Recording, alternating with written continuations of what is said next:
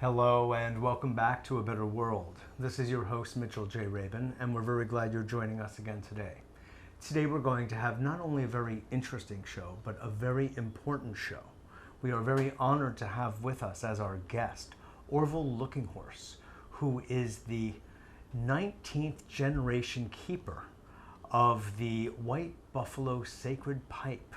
He is from the Lakota Sioux Nation, and he is part of a lineage that goes back literally thousands of years of passing forward understanding, tradition, knowledge, wisdom, love, and a relationship, modeling a relationship to Mother Earth that God knows the indigenous people of Europe and elsewhere could really stand to learn a lot from.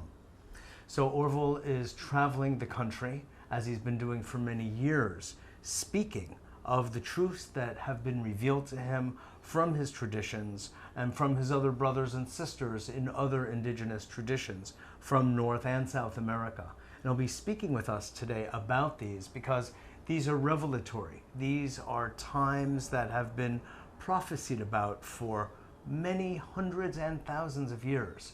And it's time for us to kind of sit up, take note of what the indigenous elders have had to themselves and are now beginning to share, because the time is here. We all need to know. So on that note, Arvol, thank you so much for being our guest today. Great to have you. So you have put together the book, White Buffalo Teachings, which I'll show everyone. And you are speaking around the country, sharing the knowledge, the wisdom, as I spoke of.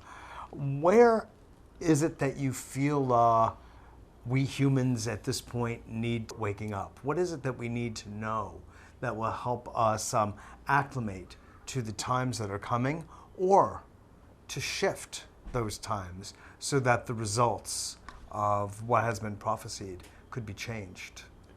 I would say both, because 1996, that's when we had World Peace and Prayer Day in the Sacred Black Hills, which is where our... In South Dakota? South Dakota, yeah. And we rode from northern Canada through Montana on horseback, and former President Clinton, he made a statement saying that the Indian people pray at their own sacred site. And we rode to one of our sacred places called Devil's Tower, and we got there, and I did during this World Peace and Prayer Day, made a statement saying that need to create an energy shift upon Grandmother Earth, that there's so much negative energy, and our sacred sites are called Devil's Tower, Devil's Lake, and so much our beautiful sacred lands, there's so much negative energy, a lot of foul language. Like when the elders spoke about that families and children are using a lot of foul language, and every day there's people getting up in the morning and they get up with a lot of negative energy. And to us as spiritual people of this Turtle Island, that our people, we need to get back to our sacred teachings, like the White Buffalo teaching, our way of life, and respect and understanding that we're part of the environment, like a lot of great leaders before us told us about. Sure. And one of their leaders made a statement during his era that back over 100 years ago, that he said that no, we don't own the land. The land owns us. And like we have a crazy horse, who was a spiritual leader, within our nation, that he doesn't want to have anything to do with signing the treaties, or selling of land or nothing. Of course. What are the white buffalo teachings? What is the significance, Arvol, of the presence of the white buffalo? Of course, relative to the number of buffalo that have been gracing our land for so long, white buffalo is extremely rare, and there's a whole prophecy that goes with that. What is that particular prophecy? What does it mean? I'd like to, first of all, go back to the first creation, when there's Iya and Maniwachoni. And Iya is a rock or stone, and Maniwachoni is a water of life. When these two came together, it brought Wawaka, and Wawaka is a sacred energy.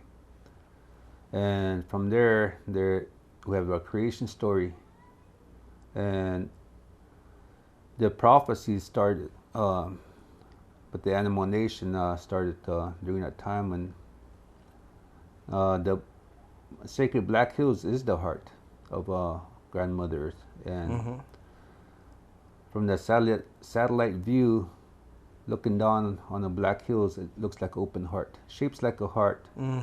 And the Black Hills and the hills and the river looks like a open heart. So the elders, long ago, there was no satellite, or there's no airplanes to take pictures from the sky looking down. But in our creation story, they saw it in that way, that it was a heart that we have to take care of. And that's where we came from, as Lakota, Dakota, Nakota Oyate, or known as Sioux, Great Sioux Nation. That we have a story that around the Black Hills was a racetrack, where the two-legged, the four-legged, and all the animals raced, and the two-legged won. So what happened was, the very next day they had a great council, and in that council, all these animals were coming forward and said, we will help you in ceremonies, but you have to pray for us. And said, we will help each other. We'll create balance. We'll create boundaries and respect. And like an Eagle Nation said, they came forward and said, we too would help you in ceremonies, and your prayers would keep us strong, flying way up there. And then the day that we see that there's lack, people not offering their prayers and their offerings, that's going to lower us and lower us. And pretty soon, it's going to be so bad that we're going to go to places where we have never gone before. And when that happens, we're going to see some things that we have never seen before. The Eagle Nation, the prophecy of the Animal Nation. So what happened was during that time, we're going to see a lot of boundaries being crossed. And so what is it but about the white buffalo itself as a prophecy? Yeah, because that's fairly well known. I know, I've seen the white buffalo. It's been, in a sense, in many places on the internet, and it's become rather well known that at the time, if there is the present buffalo, it means there's a certain time that is before us. Yep. What is that time, and what can you share with us about what the native understanding is of this time? So after the Animal Nation, the next story was a story about, because the Animal Nation today is a way of life for us. Sure. And the next story was that the people talked about the mind, the body, and spirit. Mm-hmm. And the Creator gave us this mind, said, don't abuse it.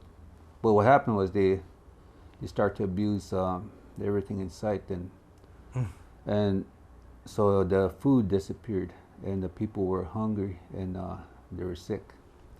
So what happened was these two scouts were sitting on the hill, and from the west came this woman carrying a bundle, and one had good thoughts and one had bad thoughts. And she came and she said to the one of the bad thoughts, "No, I know what you're thinking. You come to me." So and he approached her. A cloud enveloped him, and clouds lifted. Said he was laying skeleton, and said, "Go back and tell the people. Don't say more than or don't say less than what you see." So the next day, they prepared, and she came, and she sang these songs, some of her ceremony songs today, and this woman came, and she brought this sacred pipe, and she said there's 7 ceremonies, 7 sacred rites. In time you would know. And she told the people that next time I come back, people are going to have a hard time again. So when she left, she changed. She went on the hill, she rolled over, she stood up, and there was a black buffalo. The second time she rolled over and she stood up was a red one.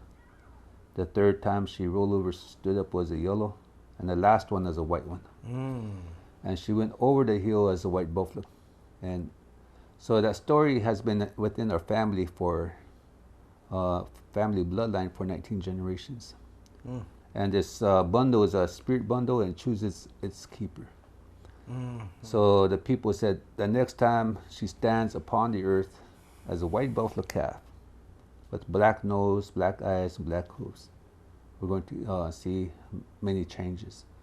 And I never thought, I would see that time. Like my grandmother said that there was many prophecies that would come about, and I never thought that would be in my time. I guess until 1994, the first white buffalo calf that was born in Janesville, Wisconsin.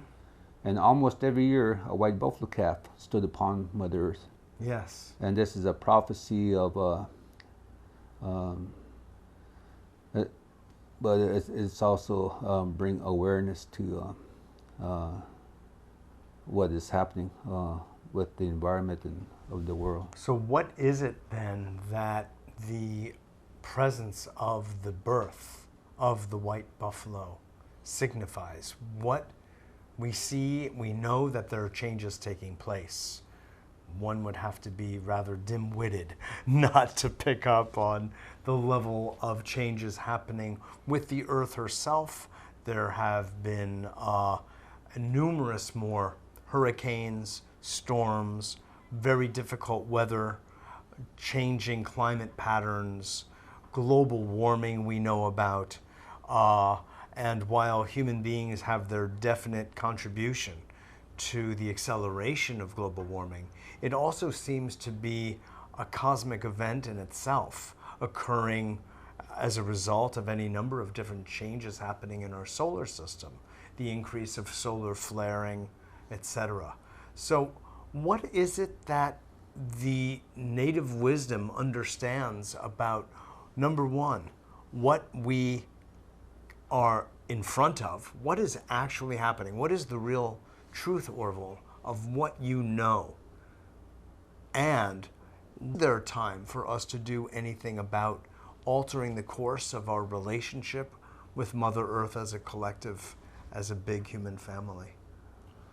When I was, when my grandmother passed that bundle to me, she said I would be the last keeper if things don't change. And I I hold that to my heart because Yeah. I know that that's what we're faced with today.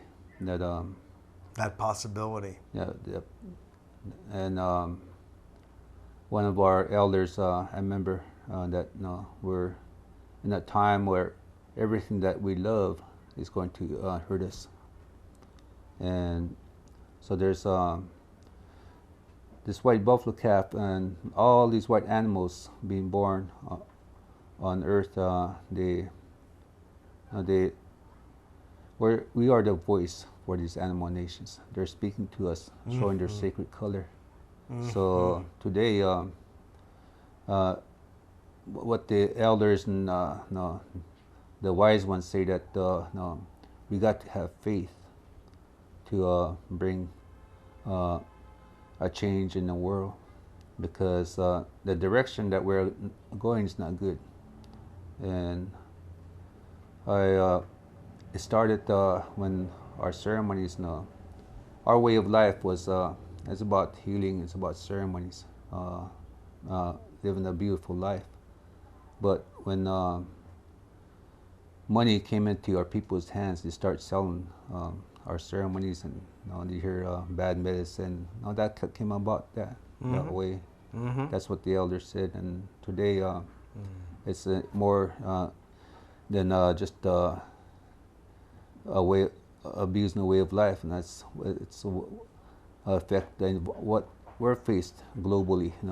Global warming and everything that we're faced with. Yes. Is it's hurting the environment, and I said, like, I've been to Baghdad twice and prayed over there, but I told that we are living a time and we're faced with because the environment where there's a lot of sickness, diabetic and cancer.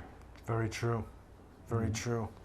There's been a total dissolution of life for not only the indigenous people, but for all people. Certainly everyone is indigenous from somewhere, and but we who are originally European, in one level or another, are suffering absolutely tremendously, even though there are certain levels of comfort that we have in our daily lives on some material level. There is a spiritual desperation almost that I think is plaguing our nation and the world at large, based on any number of different factors. So there's been the indigenous peoples unraveling, but there's also the so-called white man's unraveling. It's all happening together. I think that it has to do with a call to allow all differences to be set aside, or even better, to be appreciated and enjoyed, because every single color, every single ethnicity, every single religious persuasion has its own wisdom to bring to the table. But it has to do with opening up, as you were talking about the Black Hills, opening up that caring heart. So that could be the place of meeting. Maybe we should have a big party in South Dakota. Yeah, it's I'd like to end by making a statement towards on June 21st. We are at the crossroads, either be faced with a lot of chaos, disasters, tears from our relatives' eyes, or we can unite spiritually, globally. And I guess that's what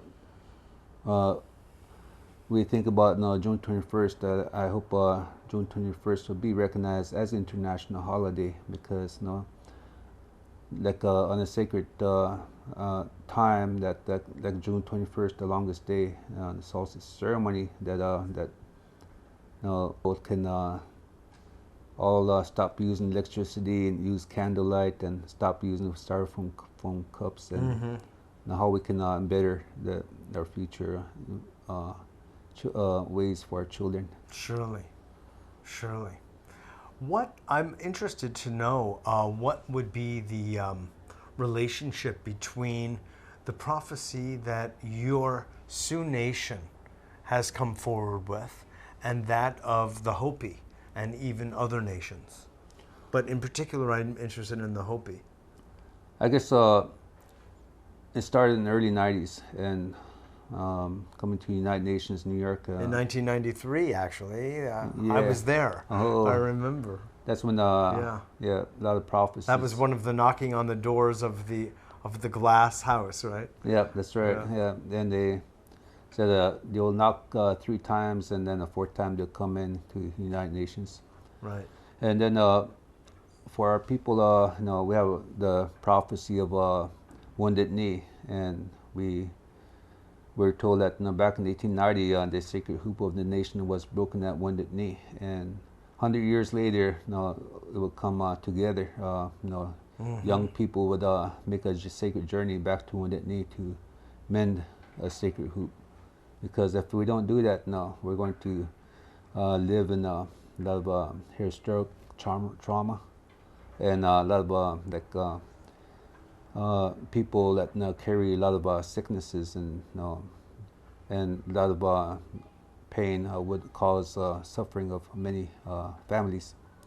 So this ceremony that we did was called Wiping the Tears ceremony, where it's a ceremony that we let go of the pain and everything that doesn't belong with the mind, the body, and spirit, that we let it go to the 4 directions, and that way we find peace in our hearts. And back in 1890, that ceremony, and up to this day, all the within the last 100 years, what is happening within the last 100 years was not good.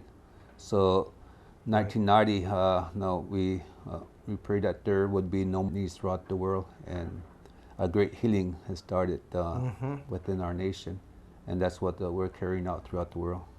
I see. And we came to New York City, and I did a ceremony for the Twin Towers there to send our. In that ceremony, we send our relatives into the spirit world. So, what is happening with the environment there's some people that have died early because of car accidents or suicide, and that. So everything that we do in our life, we're in our homes to the grandmother Earth. We're supposed to maintain in a spiritual way through ceremonies, and that needs to be done today. Are you continuing that? Do you do ceremony at sacred sites still and in your home? Yes, we are. In fact, we're very honored that today we're being blessed by a lot of people starting to help us regain our sacred sites to be protected and to utilize in a spiritual way. That's wonderful. That's wonderful.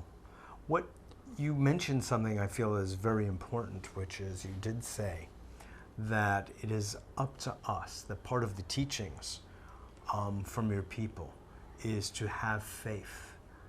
And of course, our faith is being tested right now, big time, because it feels that there's so little footing in the old ways, in the old understanding. Things are changing so rapidly and disintegrating before our very eyes. Is that the message that you feel that you're bringing forth in your teachings these days, of asking people to have faith in the Great Spirit and in the ways of Mother Earth? Is that going to be our way through the chaos? Yes, it is, because we live in a time and a lot of people losing their spirit, and we get caught up in this fast world, and this we're losing people their spirit, and we can't teach our children, and but to show them that teaching the wrong way, not through our spiritual way of life, where a child is sacred, and the mother and the father has to be there, and the mother has to nourish their little one, and with love and compassion, and so there's a lot of traditions that come in place with many family tradition where we have to respect each other and take care of our little ones until they reach the age of 12 and become doing a ceremony, where we become a young man, and The rites of passage through adolescence to adulthood. Mm-hmm. yeah. So that those if we live this balance of life in a good way, that uh, that we would live a life fully, and that's what our goals are. Okay. Are there any last words you would like to share with our audience about what you feel? I know you've shared so much, but is there any particular crystallized piece of information or wisdom that you would like to invite them all to pay close attention to? I received the International Peace Award at New York, United Nations, and I made a statement at the end that I said when I was very young, I was laying on the ground at home on the reservation, and one of my elders was speaking and said, I was listening to him, I was looking up, and then he said, today seemed like the men and the leaders are not really walking that path of truth. When we speak with the eagle feather. And he said, I hope someday I have a dream that if I go to Washington, D.C., I would go to the steps of the White House and I would say a prayer for the people, the leaders inside. And next, I would go to the steps of the United Nations and I would say a prayer for the leaders inside, that they would make good decisions. Wonderful.